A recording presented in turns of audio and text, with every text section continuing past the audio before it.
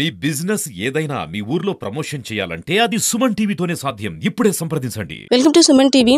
విజయనగరం జిల్లాలో దారుణ ఘటన చోటు చేసుకుంది. 5 ఏళ్ల పసికందుపై ఒక కామాంధుడు పైశాచికంగా తన కామవాంఛ తీర్చుకున్న పరిస్థితి అయితే ఇక్కడ కనిపిస్తుంది. బిడ్డ ఏడుపుతో ఒక్కసారిగా ఉలిక్కిపడ్డ తల్లిదండ్రులు ఏమి చేయాలో దిక్కుతోచిన స్థితిలో ఒక్కసారి హుటాహుటిన పెద్ద మనుషుల దగ్గరికి వెళ్ళి అలాగే ఐసిడిఎస్ అధికారులు కూడా సమాచారం ఇచ్చారు. వచ్చిన అధికారులు కూడా జరిగిన చూసి నివ్వెరపోయారు. 5 నెలల పసికందుపై ఈ కామాంధుడు చేసిన పైశాచికను వాళ్ళు కూడా చూసి ఒక్కసారిగా ఆశ్చర్యానికి గురైన పరిస్థితి అయితే ఇక్కడ కనిపిస్తుంది.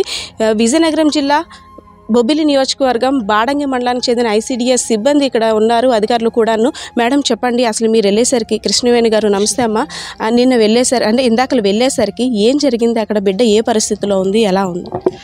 నేను ఐసిడిఎస్ సూపర్వైజర్ కృష్ణకుమారిని మేడం. నాకు 11 గంటలకి అంగన్వాడీ కార్యకర్త కాల్ వచ్చింది మేడం. అంటే తను 9:30 ఆ టైంకే ట్రై చేశారంట. అది సిగ్నల్ లేకపోవడం వల్ల నాకు కాల్ రాలేదు. 11 గంటలకు కాల్ రాగానే తను చెప్పడం ఏంటంటే, మేడం ఇలాగ ఉయ్యాల్లో పడుకోబెట్టిన అమ్మాయిని అప్పుడే స్నానం చేసి పడుకోబెట్టి ఉల్లిపాయల ఈయన ఎవరో సామాన్లు అయిన వచ్చారని అవి కొనటానికి వెళ్ళారటండి తల్లి. ఈలోపు ఇది జరగడం అమ్మాయి అయితే గాబరా అయిపోయి అసలు ఏం చెయ్యాలో తెలియక పక్కనే అంగన్వాడీ సెంటర్ కదా మేడం, ఆ అమ్మాయిని కేకేస్తే అప్పుడు అంగన్వాడీ టీచర్ వచ్చి అమ్మాయిని బ్లడ్లో చూసి ఈ అమ్మాయి కూడా ఏం జరిగిందో తెలియలేదు మేడం. తీరా చూస్తే అతనైతే తల్లికి కనిపించాడు. బిడ్డని ఈవెంట్ చూడగానే ఉయ్యాల్లో పెట్టేసి పారిపోవడానికి ట్రై చేస్తే ఆ పక్కనే ఉన్న కర్రల పొయ్యిల నుంచి కట్టెలు తీసి 3 దెబ్బలు అయితే వేస్తారు. మొత్తం మీద వాడు పారిపోయాడు మేడం. ఇంకా ఏం చేయాలో తల్లికి తెలియలేదు. వెంటనే టీచర్ వచ్చి ఆ పిల్లని పాపని చూసేసరికి మొత్తం ఇలా ఉండిపోయిందంట మేడం. బ్లీడింగ్తో ఉండు ఉయ్యాల మొత్తం బేబీ అంతా డ్రాప్స్ అది ఇదవుతూ అది ఇంకా వెంటనే కార్యకర్త ఇంకా పాప ఇలా ఉంది, వెంటనే హాస్పిటల్కి తీసుకెళ్ళిపోదామని బాడంగి సిహెచ్సికి తీసుకెళ్ళిపోయారు మేడం. తీసుకెళ్ళిన తర్వాత అక్కడ కూడా వెంటనే ట్రీట్మెంట్ అది జరిగింది మేడం. సాయంత్రం 6-6:30 ఆ టైంకి బ్లీడింగ్ అది తగ్గింది మేడం గారు. పరిస్థితి ఇప్పుడు ఎలా ఉంది అంటే దీన్ని నిర్ధారించడానికి ఇక్కడ టెస్టులు చేసిన తర్వాత ప్రూవ్ అయింది ఏంటి మేడం? అంటే అక్కడ డాక్టర్ గారు చెప్పడం ఏంటంటే ప్రజెంట్ బేబీ పరిస్థితి అయితే బాగానే ఉంది, కాకపోతే అతను చేయడానికి ట్రై చేయడంలో ఇంజూర్ ఏదో నెయిల్ కానీ అలాగే ఇదయ్యి ఇంజూర్ అయితే జరిగింది మేడం. బ్లీడింగ్ అయితే కొంత కంట్రోల్ అయింది అక్కడ బాడంగి సిహెచ్సిలో ఉంటుండగానే, కానీ ఇక్కడికి రిఫర్ చేశారు. ఇక్కడ కొన్ని టెస్టులు ఉన్నాయి మేడం, రేపు చేస్తామన్నారు. మానసిక స్థితి బాగాలేదు అంటున్నారు. సో మానసిక స్థితి బాగోపోతే గతంలో కూడా ఇలా జరిగినప్పుడు ఆయనకు దూరంగా ఉంచాలి, లేదంటే హాస్పిటల్లో ట్రీట్మెంట్ ఇప్పించాలి. ఇలా ఎంతమంది అంటే ఈ ఘటన బయటకు వచ్చిన తర్వాత పెద్ద పాప మీద కూడా జరిగింది, గతంలో ఆల్రెడీ చేశాడు, అప్పుడు కూడా కొంతమంది పెద్ద మనుషుల ద్వారా శిక్షించాము అది ఇదని చెప్తున్నారు. సో మేడం అంటే ఆడపిల్లలు బయట ఇంకా తిరగలరంటారా? ఇలాంటి ఘటన చూసిన తర్వాత ఆడపిల్లల్ని ఇంకా సెక్యూర్గా మనం ఎవరికైనా అప్పచెప్పగలమా? ఏదో పని మీద వెళ్తుంటాము అంటే ఆడపిల్లకి భద్రత ఎక్కడుందంటారు? అంతే మేడం. ఇప్పుడు అంటే ఇంట్లో మనం ఒకవేళ అన్నదమ్ముల వరుస తండ్రికి కూడా కనీసం పిల్లని అప్పచెప్పి తల్లి బయటికి కదలలేని పరిస్థితి అయితే అసలు అది వినగానే మాకైతే కాళ్ళు చేతులు ఆడలేదు మేడం. నిజంగా ఆ పొజిషన్ చూసిన తర్వాత ఈ అమ్మాయి చెప్పిన దాన్ని బట్టి నేను అప్పటికి 5 నెలల పాప అమ్మ అని అడుగుతున్నాను. ఇంకా అంటే నాకు ఇంకా నమ్మశక్యం లేదు, నువ్వేం చెప్తున్నావు నాకు అర్థం కావట్లేదు అని. అంటే అసలు మామూలుగా అతనైతే ఇక్కడ ఈ విలేజ్ ఆయన కాదండి, ఆయన వేరే విలేజ్ నుండి ఈ తల్లి అంటే బేబీకి అయితే తాత వరుస అండి, 40 సంవత్సరాలు. ఇంతకుముందు ఎక్కడో విలేజ్లో తిరుగుతూ అంటే ఇందాక మేడం గారు అన్నట్టు సైకో మెంటాలిటీ అన్నమాట అయింది. అలా జరిగినా కూడా వాళ్ళెవరు ఎప్పుడు కూడా బయటకు అనేది చెప్పడం తెలియదు మేడం. ఇప్పుడు వీళ్ళు జరిగిన తర్వాత ఇంతకు ముందు అని అంటున్నారు, కానీ పెద్ద పాపకి ఇంతకు ముందు జరిగింది అంటున్నారు. అది ఈ రోజే అన్నమాట, అంతకు ముందు ఏమి ఆ ఇంట్లో ఆ బేబీకి జరగలేదు. పెద్ద పాప ఉయ్యాల దగ్గర చిన్న పాప ఉంది, పెద్ద పాప లోన్ ఉంటుండే కానీ నువ్వేం చదువుతున్నావు ఇది అది అని చెప్పి చేతులు పట్టుకున్నాడు. అమ్మాయి విడిపించుకుంటూ మళ్ళీ తల్లి దగ్గరికి వెళ్ళిపోయింది. అప్పుడు వాడి ఇంట్లోకి వచ్చినప్పుడు బేబీయే ఉంది ఉయ్యాల. గతంలో కూడా ఇలాంటివి చేశాడని శిక్షించాము అని. ఎక్కడ మేడం ఆలూరు అంటే? నేరల వలసలో. చరిత్ర ఏంటి మేడం? ఆయన వెనకాతలు ఉన్న అంటే బ్యాక్గ్రౌండ్ ఏంటి? ఇలాంటి అఘాయిత్యాలు చేస్తున్నప్పుడు కూడా ఆయనకి అంటే సరైన రీతిలో ఎవరు శిక్షించలేదా? హాస్టల్ వార్డెన్ గారే పిల్లల దగ్గరికి వెళ్ళేటప్పుడు కొట్టిసి వదిలేశారు మొట్టమొదటిసారిగా. అప్పుడు కూడా ఇలాగే నాకు కొట్టిసి వదిలేస్తానని అతనికి దెబ్బలే కాదనుకుని అతను సింపుల్ మీద తీసుకున్నారు. నేరల వలసలో ఒక అమ్మాయిని కూడా బయటికి తీసుకెళ్ళిపోయి తుప్పలు లాంటి ఇచ్చేసినప్పుడు కూడా మా ఇలుగులు పోతాయి బయటికి వెళ్తే అని తల్లిదండ్రులు అదే అలాగా అతనికి 2-3 దెబ్బలు కొట్టిసి వదిలేశారు. జీలుకు వలస సంవత్సరం క్రితము అతను ప్రవర్తన మంచిది కాదు, మన ఊరు రానివ్వద్దు అనుకుని సంవత్సరం వరకు మా ఊరు రానివ్వలేదు. నిన్న ఉదయం మా జీలుకు వలస గ్రామానికి వచ్చారండి. నేను మధ్యాహ్నం చేసి పిహెచ్లో మీటింగ్కి వెళ్ళాను. నైట్న 7 గంటలప్పుడు ఒక పుట్టినరోజులో మా ఊర్లో ఒక పుట్టినరోజు జరిగింది. ఆ పార్టీలో నేను చూశాను. ఇతను ఎందుకు మన ఊరు మళ్ళీ వచ్చాడు, మళ్ళీ ఏడు చేద్దాం అనుకుని నేను ఫస్ట్ మొఖాన్ని వెళ్ళి అడిగాను, ఎందుకు అతనికి శారీ తీసి గెంజిపోతానని అడిగాను. లేదు ఎవరి పొయ్యలేదు, అతనే వెళ్ళిపోతాడు అనేసారు. కానీ తెల్లవారి 8 అయ్యిందండి. 8 అయితే సెంటర్ తీసి పిల్లలకి పిలుద్దామని 8:30కి నేను ఈది మీదకి వచ్చాను. మా అంగన్వాడీ సెంటర్కి ఆ పిల్ల ఇంటికి మధ్యకని ఒక్కిళ్ళే గ్యాప్.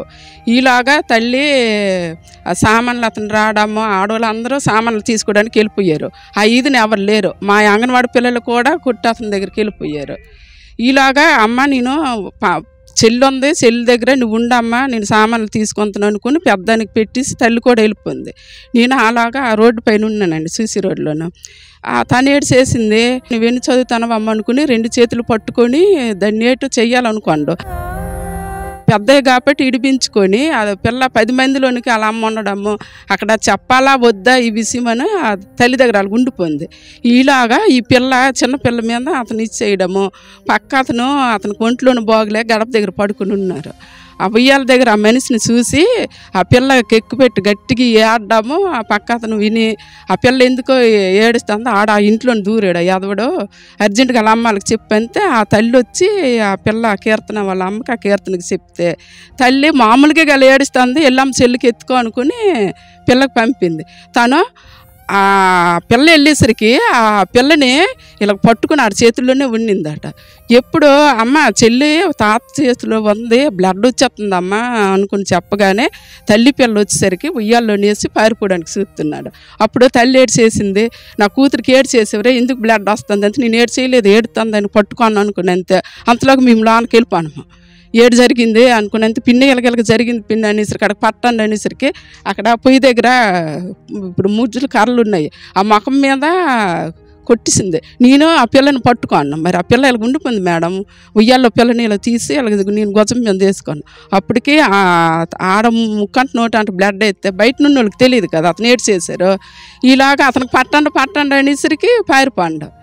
ఆ పిల్ల పరిస్థితి బాగలేక వచ్చే మరి కేసు పెడదాం అంటే కేసు పెడితే వాళ్ళు ఎప్పుడు పోలీసులు మన దగ్గరకు వస్తారు. ఈలోగా ఈ పిల్ల ఏమైనా అయిపోద్ది, ఈ పిల్లకి ముందు హాస్పిటల్కి తీసుకెళ్ళిపోద్దామంటే పిన్ని ఎవరు లేరు పిన్ని అంటే నేను వస్తాను పదమ్మ అనుకుని నేనే గొజంలో వేసుకొని కొండకింగవా మాకు బస్సులు లేవండి, ఆటోలు లేవు, నాటు రోడ్డు బురద. కానీ కష్టపడి 11 అవిసరికి బాడింగ్ హాస్పిటల్కి తీసుకొచ్చామండి. ముందు హాస్పిటల్ని చేర్పించిన తర్వాత డాక్టర్ అమ్మ ఇది పెద్దది, ఇది పోలీసు కేసు ఉండాలి, మీరు ముందు స్టేషన్కి వెళ్ళి రిపోర్ట్ ఇవ్వండి, అక్కడ కాగితం ఇస్తే కానిస్టేబుల్ మేడం మీరు కలిసి వచ్చిన తర్వాత మళ్ళీ పిల్లని ఇచ్చేద్దాము, ప్రస్తుతానికి బేబీ సేఫ్టీ అమ్మ సరైన సమయానికి తీసుకొచ్చినారు అన్నారండి. అంటే బంగారు తల్లి చిన్నదా అదే కడుపులో పడినప్పటి నుండి కూడా ఒక అంగన్వాడీ సిబ్బందిగా మీరు ఆ పాపకి అందించిన ఫుడ్ కానీ ఏవైనా కడుపులో ఉన్నప్పుడు దగ్గర నుండి పుట్టిన తర్వాత కూడా మీ చేతుల మీద పెరిగిందని చెప్పుకోవచ్చు. మీరు వెళ్ళేసరికి పసిగుడ్డు అంత దయనీయ పరిస్థితిలో ఉందంటే కాలు ఇవన్నీ బ్లీడింగేనండి. అయితే మాకు మరి ఇలాగ టేషన్ లాంటివి తీసుకెళ్తాం, మా బ్లడ్ ఉండాలని మాకు తెలియదు, ఇంతకుముందు ఇలాగ జరగలేదు. ఏడ్చి ఇంత ఎరుపులో నీరు తీసుకెళ్తాం అనుకుని నీళ్ళతోనే కడిగిస్తాము, క్లీన్ చేసి పట్టుకుని వచ్చాము. అయితే మేడం గారు 8:30 టైము కనీసము మేము 7 తిన్న తల్లి కూడా బ్రష్ చేయలేదు. మేము కూడా నేను ముందు పిల్లలకి పిలిచేద్దాం అనుకుని నేను కూడా ఇది అవ్వలేదండి. మా కాలు చేతులు ఆడలేదు అసలు, మంచినీళ్ళు కూడా సాయంత్రం వరకు మాకు ఏట్లేదు. ఆ పిల్ల పరిస్థితి ఏమవుతుంది అనుకుని 3 గంటలకు ఆ పిల్లకి తనపై స్పృహ వచ్చింది. అక్కడికి వచ్చి కొంచెం ఆడడం గట్రా అవ్వింది. అంతవరకు మాకైతే కాలు చేతులు అవలేదు. మా గ్రామం మొత్తం అండి మహిళగా ఒక తల్లిగా ఇలాంటి వారిని ఏం చేస్తే న్యాయం జరుగుతుందని అనుకుంటారు? మేడం గారండి నాకు 3 ఆడపిల్లలు. అయితే ఆ పసికొందుని చూసేసరికి నాకైతే మాత్రం కత్తితో నరికేయాలనిపించిందండి. నా ఉద్యోగం పోని నా పిల్లలు ఎలాగో నాకు కష్టపడి బతుకుతారు కానీ కత్తిని మాత్రం వెతికినండి మూల దగ్గర. నరికేసి నేను స్టేషన్కి వెళ్ళిపోతాను ఎలాగొకనాగా ఈ శనువుడి పద్ద ఎంతమంది బాగుపడతారు అనుకుని.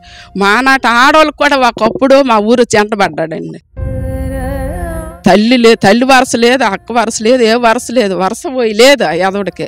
నేను అందుకే విధవ బండాగారం ఎందుకు బయట పెట్టలేకపోతున్నారు? అన్ని చట్టాలు అన్ని తీసుకొస్తున్నారు, సోషల్ మీడియా వేదికగా ప్రతి ఒక్కరు కూడా అవేర్నెస్ తీసుకొస్తున్నారు. ఇలాంటి వాడి మీద ఎందుకు గలం విప్పలేకపోతున్నారు? జరుగుతున్న అన్యాయం గురించి దేనికోసం అంటే పరువు పోతుంది అని భయం. మేడం గారండి ముఖ్యంగా పరువేనండి. పరువు మా పిల్ల పేరు బయటికి వెళ్తుంది, మేము బయటికి వెళ్తాము. ఆ మచ్చ ఉండిపోద్ది జీవితాంతం. ఏ వయసులోని జరిగిన ఆ మచ్చ అనేది ఉండిపోద్ది. వాళ్ళు ఇంతకు ముందే వాళ్ళ పరువు అవన్నీ బయటను పడ్డాయి.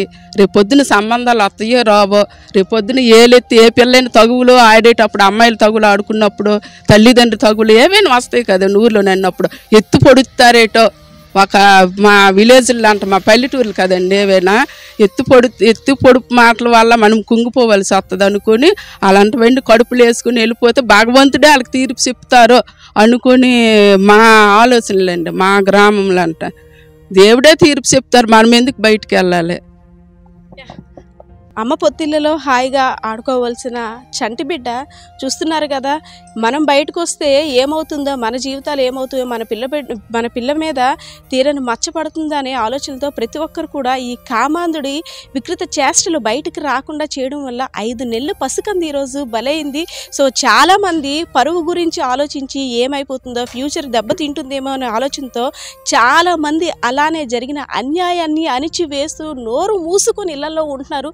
సోషల్ మీడియా ఇంత అభివృద్ధి చెందింది, ప్రతి ఒక్కరికి అవేర్నెస్ తెచ్చినప్పుడు కూడా బయటికి చెప్పుకోవడానికి అమాయక ప్రజలు బయటికి రాలేని పరిస్థితి కారణంగానే 5 నెలల పసిబిడ్డ ఈ అఘాయిత్యానికి తను బలైందనే చెప్పుకోవాలి.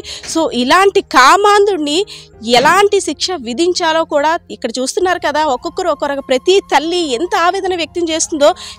ఎందుకంటే పొత్తిల్లో ఉండవలసిన పిల్లని ఇంత దారుణంగా ఆడు ఒడుగట్టాడు అంటే వాడిని ఎంత శిక్షించినా సరే అది కరెక్ట్ కాదు. నడి రోడ్డు మీద ఉరి తీస్తేనే ఇలాంటి వాడికి శిక్ష పడినట్టు అని వీలైతే కోరుకున్న పరిస్థితి అయితే కనిపిస్తుంది. కెమెరా పర్సన్ శ్రీనివాస్తో పద్మ, సుమన్ టీవీ, విజయనగరం.